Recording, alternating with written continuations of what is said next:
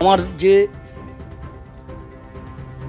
সাহেব পৃথিবীর কারোর ক্ষমতা নেই তো তাকে ছোঁবে, কারণ তার নাম কেউ করতে পারবে না, তার সঙ্গে কেউ দেখা করতে পারবে না, তার সঙ্গে কেউ ফোনে কথা বলতে পারবে না, তাই সেই অবধি কোনো পৌঁছানো। কিন্তু যা চেষ্টা করে যে হচ্ছে আপনারা ভালো বুঝবেন, সেই করতে গিয়ে আমি অবধি এসে থেমে যেতে হচ্ছে। আমার সাহেব অভিষেক ব্যানার্জি। লোকসভা ভোটের আগে পাওয়া যাচ্ছে একটি বড় সড়ো খবর। কালীঘাটের কাকুর কণ্ঠস্বরের নমুনার রিপোর্ট এবার ইডির হাতে, যেটি ফরেনসিক ল্যাবে পাঠানো হয়েছিল। এবার সেই রিপোর্ট আগামী 12ই মার্চ বিচারপতি অমৃতা সিনহার এজলাসে পেশ করবে ইডি। কি আছে এই রিপোর্টটিতে? লিপস অ্যান্ড বাউন্স কোম্পানিতে প্রচুর টাকা ইনভেস্ট করা হয়েছিল।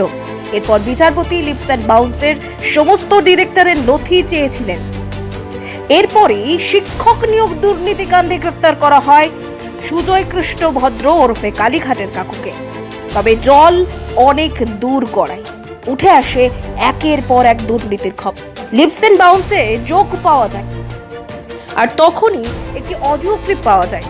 সেই ক্লিপটি ফরেনসিক ল্যাবে পাঠানো হয়, আর সেই ক্লিপই এবার আগামী 12ই মার্চ ইডি পেশ করবে বিচারপতি অমৃতা সিনহার এজলাসে। দীর্ঘ প্রতীক্ষার পর কি পাওয়া যায় সেটাই এখন দেখবে গোটা বাংলা আগামী 12ই March. Bureau report, news and info Bangla.